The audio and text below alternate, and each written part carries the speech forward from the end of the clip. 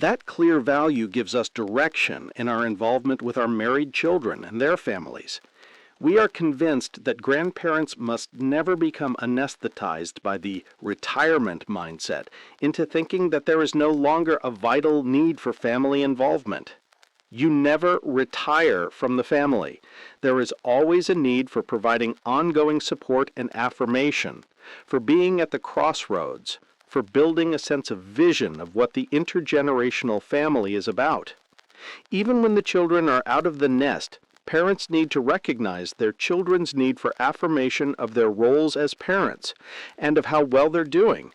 They need to recognize their grandchildren's need to have special time with their grandmother and grandfather, both collectively and one-on-one. In this way, they serve as another source of reinforcing the teachings given in that home or help compensate for temporary deficiencies in the home. The opportunities for intergenerational love and support and for creating a legacy only keep growing as your posterity keeps growing. And regardless of your age, you can always be that someone who the best research shows is vital to healthy, happy children and grandchildren. Someone who is absolutely, positively, unconditionally crazy about them. 3. To do that. A grandparent is uniquely able. Sandra and I feel a tremendous obligation toward each one of our 9 children and their spouses, and our, so far, 27 grandchildren. We look forward to continuing a sense of stewardship and responsibility toward more grandchildren and toward the 4th generation, the great-grandchildren. We hope we'll even be around long enough to help raise the great-great-grandchildren. The first line of defense must always be the family, the nuclear family, the intergenerational family, and the extended family. So we must never think our modeling, mentoring, organizing, and teaching is done. This journey from survival to significance can seem overwhelming at times. It may seem as though there's too much to do. The gap between the real and the ideal may seem huge, and you're only one person. Just how much can one person really do? I'd like to suggest a single, powerful image for the transition person to keep in mind. Airplanes and ships have a small surface often called the trim tab. When this trim tab is moved, it moves a larger surface that acts as a rudder and affects the direction of the ship or plane. While it takes a long period of time to turn a big ocean liner 180 degrees, a plane can be turned quite rapidly. But in both cases, it takes that small trim tab to make it happen. One of the most helpful images to have of yourself in your family is that of the trim tab, the small rudder that moves the big rudder and eventually changes the entire direction of the plane.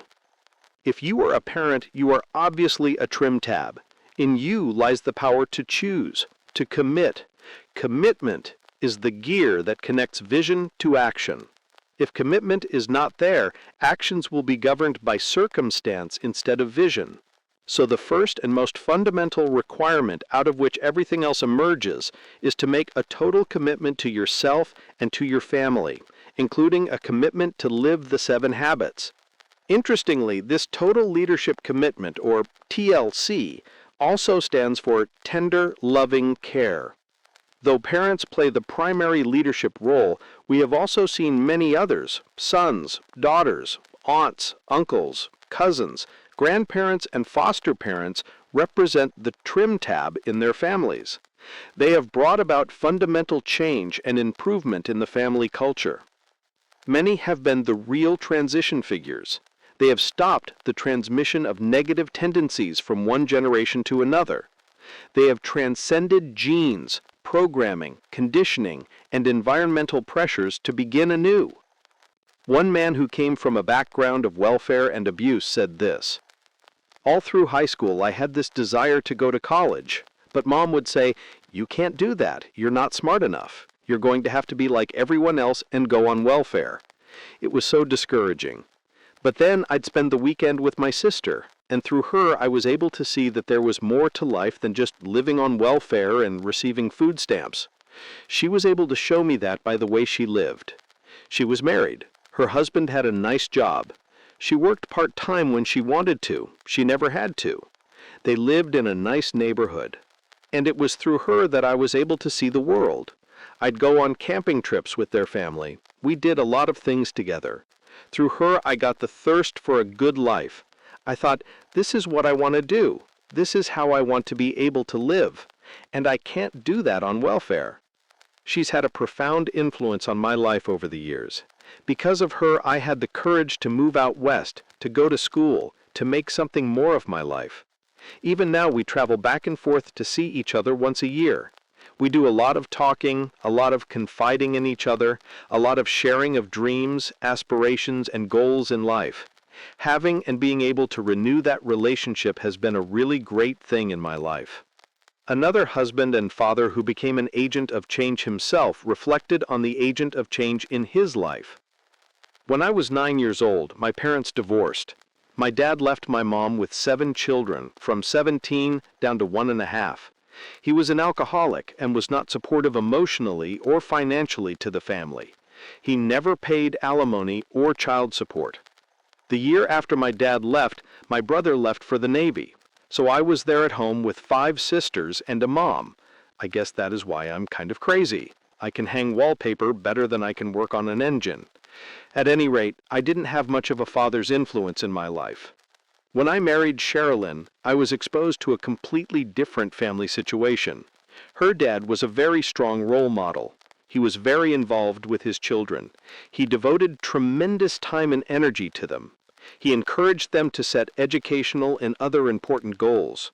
He planned family vacations. He called everyone together for family prayer. When there were problems, he hung in there and resolved them in true win-win ways. This man was such a strong, active participant in the family's rearing that it left an indelible impression on me. Here was a family that was turning out really well, and I recognized that this father had a big influence on that. So I became something of a sponge, just watching everything, observing, and being very impressed. Without question, Sherilyn's father has been the largest role model in my life. Can you see the influence these transition people, these agents of change, these trim tab people have had? Even when there's no need to overcome a negative past but just to build a positive future, trim tab people can make a profound difference. The truth is that each of us belongs to a family, and each has the power and the capacity to make a tremendous difference. As author Marianne Williamson has said, our deepest fear is not that we are inadequate. Our deepest fear is that we are powerful beyond measure. It is our light, not our darkness, that most frightens us. We ask ourselves, who am I to be brilliant, gorgeous, talented, fabulous? Actually, who are you not to be? You are a child of God. Your playing small doesn't serve the world. There's nothing enlightened about shrinking so that other people won't feel insecure around you. We are all meant to shine, as children do. We were born to make manifest the glory of God that is within us. It's not just in some of us, it's in everyone. And as we let our own light shine, we unconsciously give other people permission to do the same.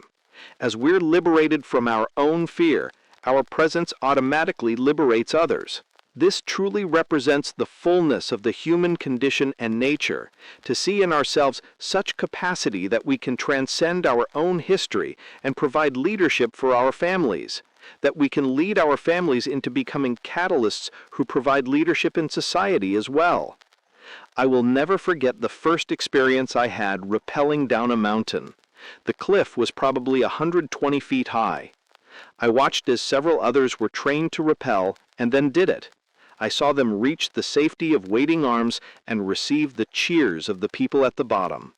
But when it came to my turn, all my intellectualization went into my stomach, and I experienced sheer terror. I was supposed to walk backward off the cliff. I knew there was a safety rope around me in case I should black out. In my mind, I could see the other people who had done it successfully. I had an intellectual understanding of the whole situation and an intellectual sense of security. I was even one of the instructors, not dealing with the technical side, but with the social, emotional, and spiritual sides. And 40 students were looking to me for leadership and guidance. Nevertheless, I was terrified. That first step off the cliff was the moment of truth, the paradigm shift from faith in my comfort zone to an intellectual, physical system of ideas and ropes. As terrifying as it was, I did it, as did others. I arrived safely at the bottom, invigorated by the success of meeting the challenge. I can't think of an experience that better describes the feeling of some who may struggle with the ideas in this book. Perhaps you may feel this way. The idea of a family mission statement and of having a weekly family time and regular one-on-one bonding experiences may be so far out of your comfort zone that you just can't imagine how you could do it, even though it makes intellectual sense to you and you really want to do it. All I would like to say to you is, you can do this. Take that step. As the expression goes, put your money in your left hand and your guts in your right hand and jump. I know we've covered a lot of material in this book, but do not let it overwhelm you.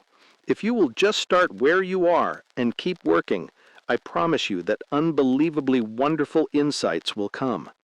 The more you live these habits, the more you will see how their greatest power is not in the individual habits, but in the way they work together to create a framework or a sort of mental map that you can apply in any situation.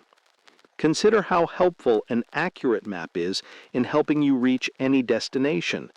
An inaccurate map, on the other hand, is worse than useless. It's misleading. Imagine trying to reach a destination in the United States when all you have to go by is a map of Europe. You might try harder, but you'd be lost twice as fast. You might think positively and end up being cheerful, but you would still be lost. The bottom line is that, assuming this is the only source of information you have, it's very unlikely you would ever reach your destination. In working with families, there are at least 3 common misleading maps. 1. The advice from others map.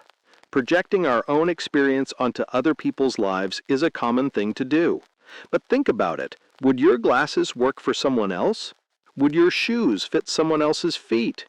In some cases, yes, but most often, no. What works in one situation does not necessarily work in another. 2. The social values map.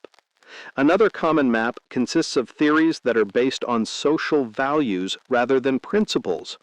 But as we saw in Habit 3, social values are not necessarily the same as principles. For example, if you love a child based on his or her behavior, you may manipulate that behavior in the short run. But the child learns to win love by good behavior. Can that possibly bring good results over time? And does it give a realistic picture of what love really is? 3. The deterministic map. One of the most subtle of all paradigms is the map that is based on deterministic assumptions. The picture it creates is that essentially we are victims of our genes and circumstances. People who live with this map tend to speak and think in terms such as these. That's just the way I am. There's nothing I can do about it. My grandmother was like that, my mother was like that, and so am I. Oh, that character trait comes from my father's side of the family. He makes me so mad. These kids are driving me crazy. The deterministic map gives a skewed picture of our own deep inner nature, and it denies our fundamental power to choose. Now, these and other maps are at the root of many of the things we think and do in the family. And as long as we have these maps, it is very difficult for us to act outside them. To illustrate, one time when I spoke to a large group of people, my mother was in the audience. She sat up close to the front, and she became very upset during my speech because 2 people in the front row kept talking. She felt it was inconsiderate and even insulting to her son, and she fretted over what she considered rude and inappropriate behavior. At the end of the speech, she went up to another person who had been sitting in the front row and began to comment rather heatedly on the situation. The other person responded, "Oh yes, that woman is from Korea, and the gentleman is her interpreter." My mother was totally chagrined. Suddenly, she saw the whole thing differently. She was ashamed and embarrassed about her judgmental attitude, and she realized that she had lost much of what was offered in the presentation because of it. all because of a wrong map. Throughout the speech, she may have tried to think more charitably toward those two people in the front row. Afterward, she may even have tried to interact with them in positive ways, but as long as her map said that they were being rude and discourteous, any effort to simply change her attitude or her behavior would have brought minimal results.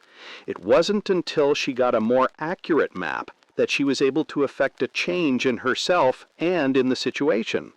The point is that we all act based on our maps. And if we want to create change in our lives and in our families, it's not enough to focus on attitudes and behaviors. We have to change the map. Outside in will no longer work. Only inside out will work. As Einstein put it, the significant problems we face cannot be solved at the same level of thinking we were at when we created them. The real key is in learning and using a new way of thinking, a new, more accurate map. Next to the emotion of hope and resolve, I would like you, the reader, to take from this book an appreciation of the usefulness and power of the 7 Habits map or framework as a whole in understanding and in resolving any family problem you may have. The key is not in any particular habit or any particular story, however fascinating, or any particular practice, however well it has worked for others.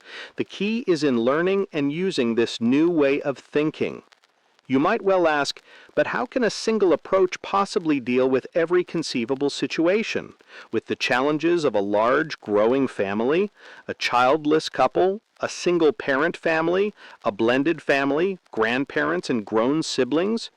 You might also ask, can a single approach work in different nations, different cultures? The answer is, it can, if it is based on universal needs and universal principles. The 7 Habits framework is based on a principle-centered approach to fulfilling our needs, physical, economic, social, mental, and spiritual. This framework is simple, but not simplistic. As Oliver Wendell Holmes said, I wouldn't give a fig for the simplicity on this side of complexity, but I would give my right arm for the simplicity on the far side of complexity. The 7 Habits approach is simplicity on the far side of complexity because all the habits are based on universal principles, organized inside out, to be adapted to any situation by the individuals involved. It addresses both the acute and the chronic problems, both the felt pain and the underlying cause.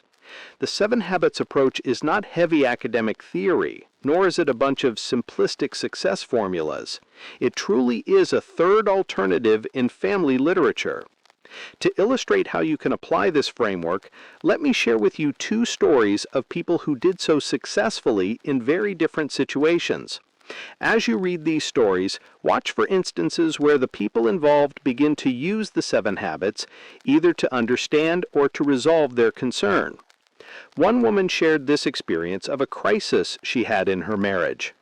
My husband and I have always had a really volatile marriage. We're both extremely stubborn people who know exactly what we want and are determined to get it at all costs. About 1.5 years ago, we hit an absolute wall. 3 years earlier, Jeff had informed me that he was going to graduate school across the country, in Pennsylvania, no less. I was not happy with that at all, because I had a promising career, we had just purchased a home, my family all lived nearby, and I was as happy as a clam right where I was. So I dug in my heels and resisted ferociously for about 6 months. Finally, I decided, well, I'm married to this guy, so I guess I'll go with him. I followed him resentfully across the country to Pennsylvania. I supported him financially for the next 2 years, but that's about it. I was very grumpy about being there. I'm not much of an Easterner, so it took me quite a while to get accustomed to living in Pennsylvania. I had no friends and no family there. I had to start all over, and I totally blamed Jeff for how miserable I was, because it had been his idea to drag me there. When Jeff finally graduated, I said, okay, I've been working all this time and now it's your turn to start looking for a job. He dutifully went about the normal process of job hunting, applying all over the country and going on interviews. But things just weren't panning out for him, and he was miserable. And I didn't even care that he was miserable. I just wanted him to find a job somewhere, anywhere, and get me out of this hick college town. Off and on, he tried to talk with me about his feelings. He'd say, "You know, Angie, what I'd like to do is start my own business. I don't really want to work for somebody else." And I said, "You know what? I really don't care. We're in debt for school. We have no equity. You need to get a job and support us. I want to have more children. I want to settle down. I want to stay in one place for a while, and you're not making that happen for me." Finally, I had just had it with his not being able to decide what he wanted to be when he grew up. I got really frustrated and went out west to visit my parents. While I was there, I decided to interview for a job. And I got it. I called Jeff and said, "You're not getting a job, so guess what I did? I went out and got a job because I wanted to." I worked at this job for about 3 months. During this time, I was exposed to the 7 habits. Jeff finally decided to come out and talk things over. We were so at odds with each other. He was living in Pennsylvania and I was living in Utah.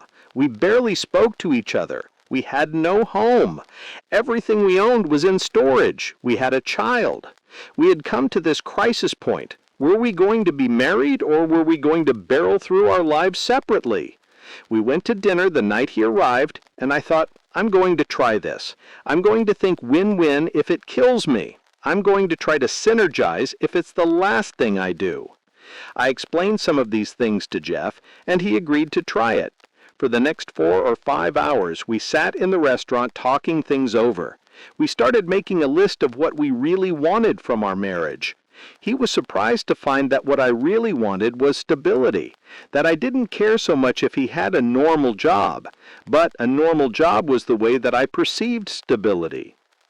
"If I can give you stability and open my own business, would that be acceptable to you?" I said, "Sure."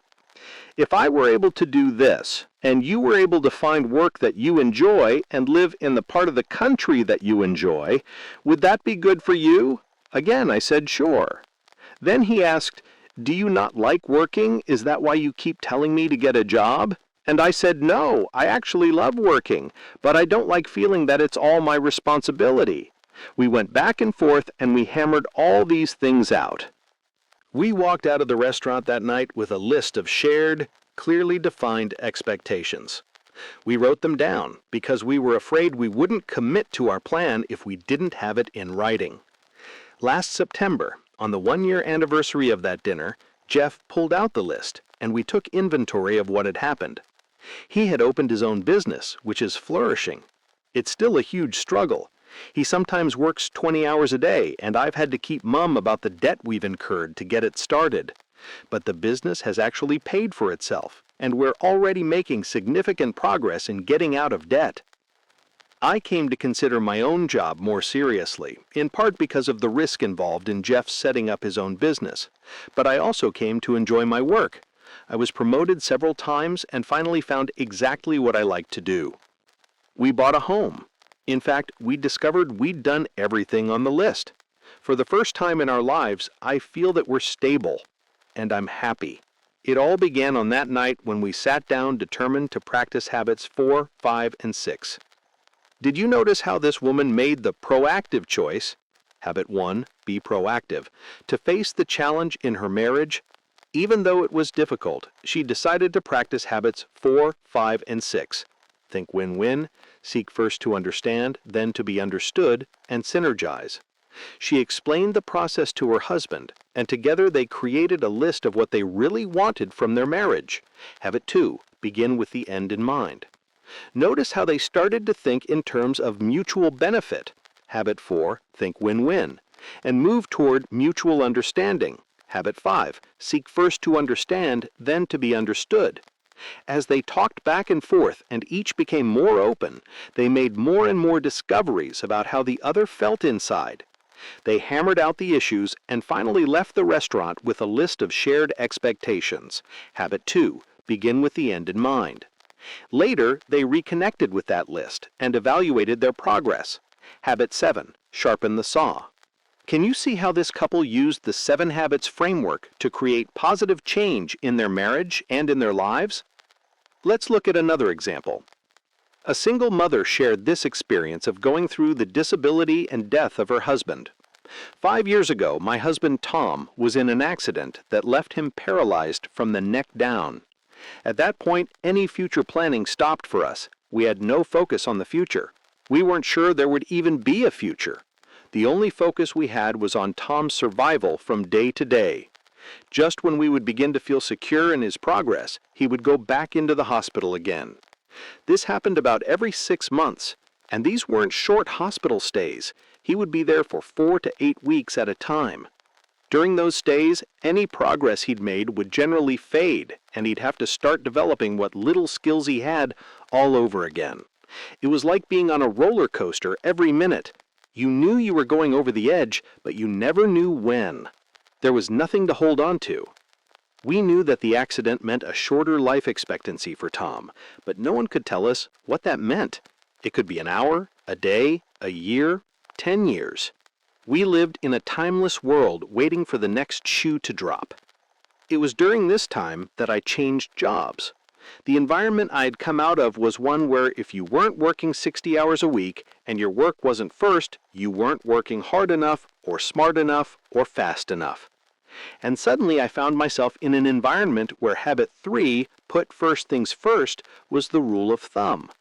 In this environment, I was told, you decide what's first. Not only can you decide what's first, but you can make it first in your life. It was very clear that Tom's life had a very limited time frame, and I realized that his quality of life was a real priority for me. And suddenly I have been given permission to put him first. So after work, I would go home and spend time with Tom. Sometimes I'd take him places. Sometimes we'd just sit and hold hands or watch TV. But I didn't have to worry about whether I was working hard enough or smart enough or fast enough. Before, I would run home, feed him, and hurry to get everything done before I had to get back to work the next day. My time with him had been very, very limited. But now that I found I could make him the priority he was in my life, I actually spent the most incredible quality time with him. We talked about his death. We planned his funeral. We talked about our life. Mostly, we talked about the things we shared and how much we had enriched each other's lives. We developed a bond in our relationship during those last 6 months that went far beyond anything we had ever gained in our lifetime before. The mission statement I wrote during that time contained this phrase, "I will serve the world one person at a time," and for 6 glorious months, Tom was the person I served. Tom was very clear what his mission was, to make sure that whatever hardships he had to face, he faced with dignity, and that he was to find the best learning from his experience and share it with others. He felt that part of his purpose in life was to be a role model for his sons, to make sure they knew that whatever life deals you is something to learn from. Tom's death gave us, as a family, a sense of freedom, and that mission statement continued to give me a sense of direction. It was hard. After dedicating every moment of my life to my husband, I was left with a terrible void. But suddenly there was time that needed to be spent with children who were also facing a critical time in their lives. And that mission statement gave me permission to spend time in the healing process that all of us needed. During those next few months, that one person I had determined to serve sometimes became the children, at other times it was myself. I have found as a single parent that when I remember to focus on my children, when I remember that my role as a mother is my most important role each day, I don't have any problem making my children the first things in my life. And that has given me something I never had from my own family. It's given me the opportunity to spend time with my kids and make sure as we go along that I share with them the experiences and values and principles that have helped me through my darkest hours. I can do that without pulling away from anything else in my life. I can still work hard, and my work doesn't suffer because I'm constantly nurturing and being nurtured by the most important relationships in my life. Notice how this woman began to use habit 3, put first things first, to organize around her real priorities. Notice how she and her husband talked and began to understand each other's deepest thoughts and feelings. Habit 5, seek first to understand, then to be understood. Notice how both of them practiced habit 2, begin with the end in mind by creating their mission statements, which gave each of them a tremendous sense of purpose during this difficult time. And notice how this woman's mission statement continued to give her strength even after her husband died. Notice her sense of purpose and service orientation in dealing with her children. Habit 2, begin with the end in mind. And notice her proactive decision to spend much-needed time with them. Habit 3, put first things first. Notice, too, the spirit of renewal. Habit 7, sharpen the saw. And her comfort in spending time with herself and her children in healing. Even in the midst of her struggles, this woman became a transition person, an agent of change. Instead of passing on the kind of treatment she had received from her own parents, she proactively chose to give her children a legacy of love. Now, even though these situations are different, can you begin to see how the 7 Habits framework can address both effectively? Again, the greatest power of this framework is not in each habit individually, but how they work together. In their synergy, they create a whole, a powerful problem-solving framework that is even greater than the sum of its parts. I'd like to invite you now to consider a family challenge that you have and to see how you might apply this framework in your situation. I've included a worksheet on the following page to make it easier. I suggest that if you develop the habit of going through this or a similar process with each of your family challenges, you will find your family becoming more and more effective because you will be accessing and integrating the principles that govern in all of life. And as each challenge brings you back to these underlying principles, and as you see how they play out in each situation, you will begin to recognize their timeless, universal nature and to really understand them, almost for the first time. As T.S. Eliot has said, we must not cease from exploration, and the end of all our exploring will be to arrive where we began and to know the place for the first time. You probably will also discover that one of the most significant benefits, aside from the fact that it works, is that you will have a language with which you can communicate more effectively what's happening inside your family. In fact, this is one of the things I hear most often from families who are working with the 7 Habits.